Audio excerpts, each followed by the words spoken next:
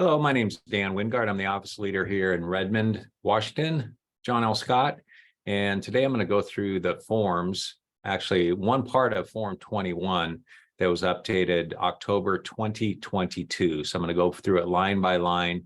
And this first section is just going to be those parts that we fill out. So I'm going to share my screen here and get to the portion. This is the your Northwest Multiple site here. And when you fill out this form, please don't go to Express Forms to fill this out. Make sure that you're doing that through Transaction Desk and getting there from the listing. If it's a live listing on the multiple, you click on that little tab next to the photo and it'll get you right into a transaction and creating a transaction. But today's training is just about the forms. So I want to direct you to the Express Forms here, and not just the form, but the manual. So each one of our forms have, most of them that need explaining, should be explained and studied and mastered, will have to the right. You'll see it here. And let's see if I think there's something that allows me to do a pointer. Maybe not. Well, we won't get that fancy yet. But if you look down here to the right of Form 21, it says Man 21. And I want to make sure, I think that you can see this. So here is the explanation of the form and all of the numbered items that you're going to be filling out here. You can see all of that there. And again, I encourage you to read through that. For this training, I'm not going to read through all of that. I'm going to leave that up to you. This is going to be an overview, not to be a substitute for you completely understanding this form that you're going to be utilizing, hopefully on a consistent basis with your clients. So let's move this up here, and I'm going to make this a little bit larger so we can really dig into this. So here we are, first portion here of the purchase and sale agreement. And there we see it's revised on October 2022. First of all, the date, this is just what corresponds every other addendum to this offer. It doesn't have any more significance than that. So it's the day that you're writing the offer. This is self-explanatory. This MLS number 2, that's where you put in the multiple listing number. And when you're pulling over when you're writing the offer from the listing, all of these items are actually going to be dropped in there. So you won't have to worry about that. Offer expiration date, we'll go through this later in the contract, but it states all of the dates. It's by default 2 days. You can put a date in there. If you want to put a specific time, then you're going to have to likely write that in the AuthentiSign portion as far as a markup box, but that's a place for putting in the date. Number 4 here on line 2 is the buyer. This is the correct names of the buyers as you want them to be, as they want to be on title when they purchase the property, so things aren't confused. And you have 2 different spaces for that. You don't have to put 2 buyers in one section. So click on one for the buyer and then for the other. And then the status is how they want to hold title. So is it a single person? Is it married? And again, this is not for you to decide or to guide them. Give them options. There's plenty of information from a title company on how to hold title. You're not an attorney, so you don't want to be giving advice on how they should hold title. And maybe they'll be talking to the lender as well, as far as what's going to be the best way for them to purchase the property. So have that conversation regarding the status. Don't just leave that blank. Seller is usually going to be filled in because the listing agent did their job and they put in the seller correctly. However, there's a lot of times where it's either undisclosed or the seller isn't in there correctly. So look at the tax records and make sure that the seller is in there correctly. It just makes things easier as you're writing up a deal. And all of these things that we're doing with the purchase and sale agreement are to make it easy for the listing broker to accept your offer. It looks clean, it looks sharp, and you know what you're doing with it.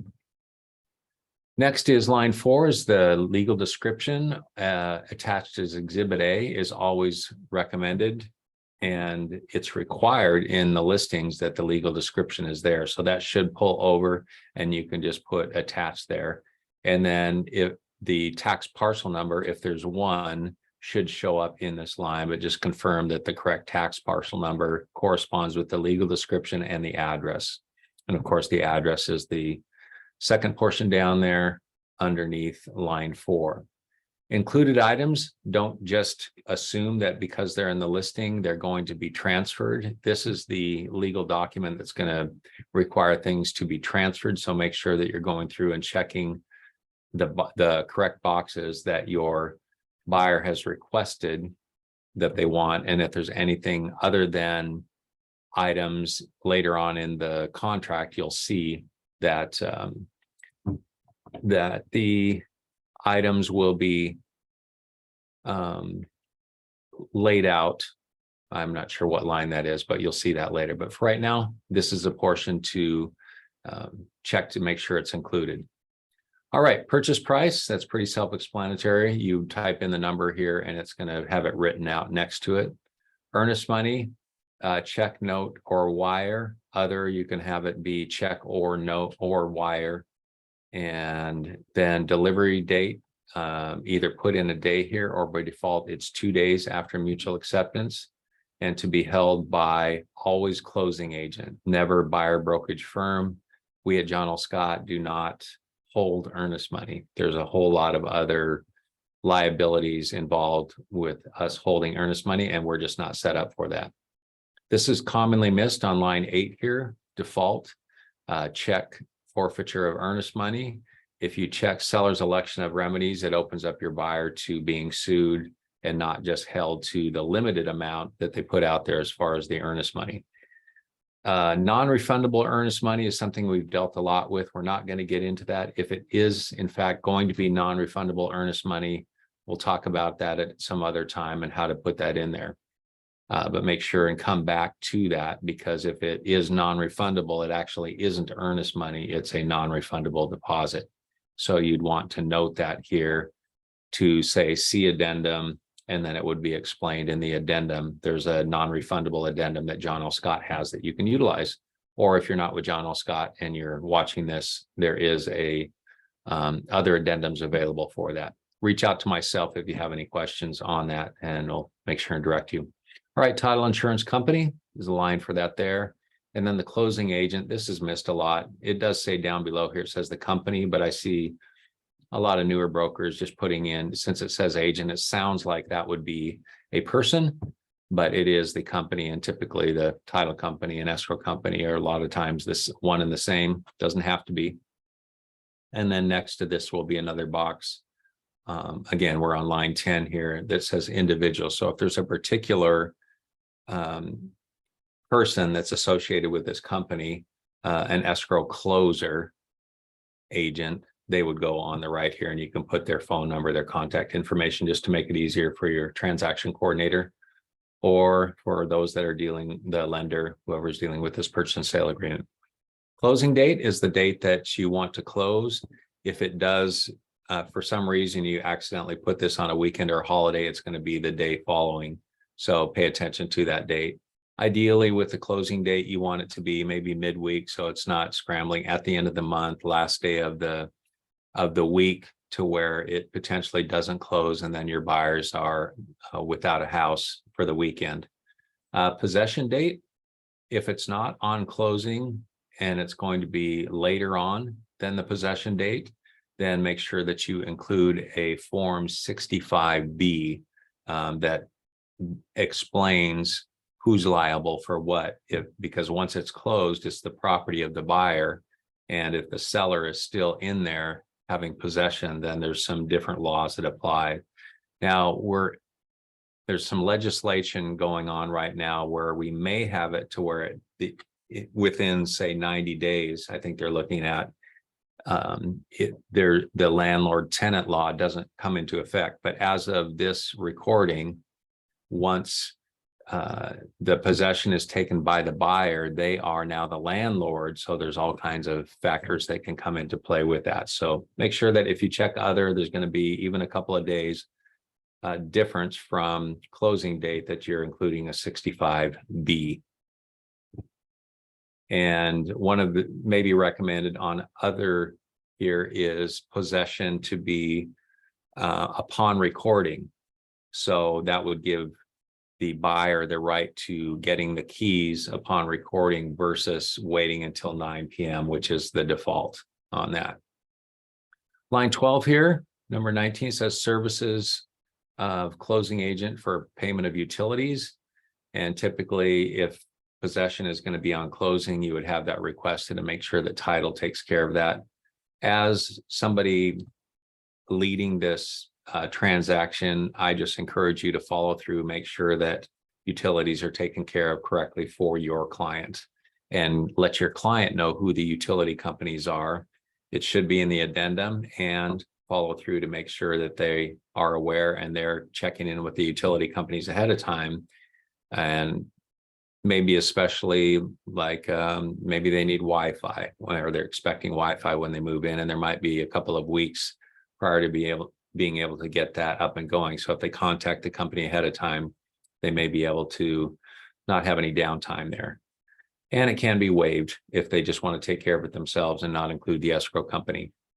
Charges and assessments levied before but due after closing. I'm not going to go to the paragraph to explain what that is, but be very careful with this and don't assume that you know what levies might be still there. Don't rely on the listing broker.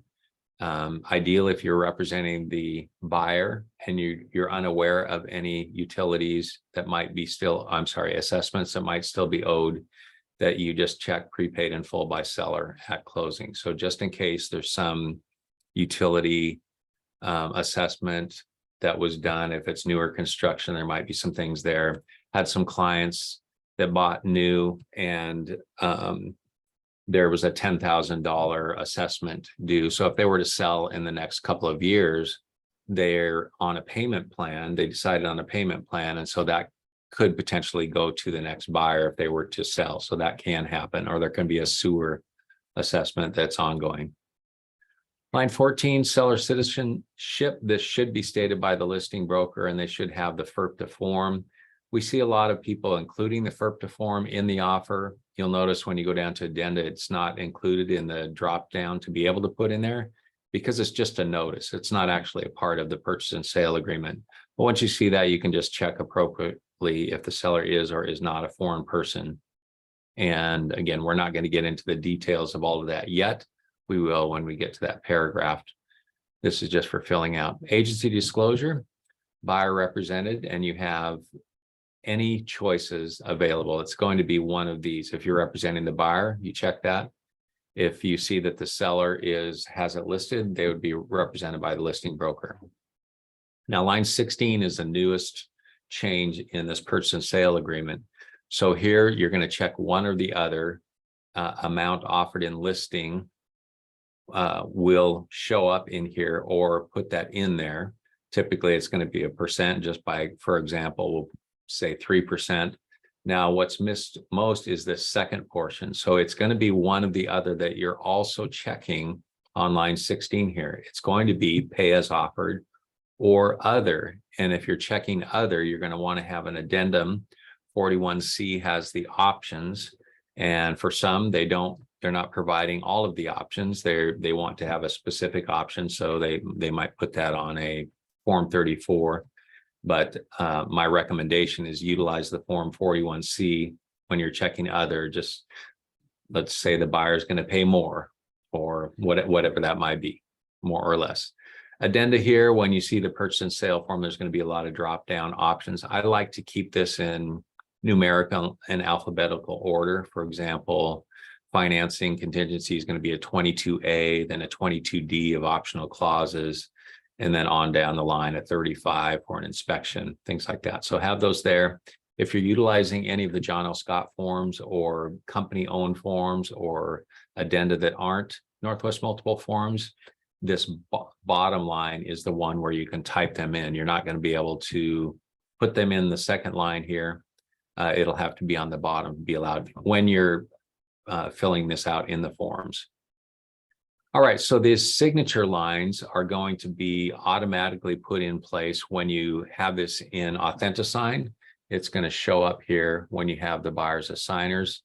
Of course, the address, city, state, zip will show up if you have those connected to the contact phone number. It does make it easier for all the parties if you do have that information there: buyer's email address, buyer brokerage firm, and MLS office number. So this again should be filled out automatically when you're in transaction desk. All of these items here, your firm phone number, everything that's needed here, including your email address and your Department of License number, as long as that's there in Northwest Multiple.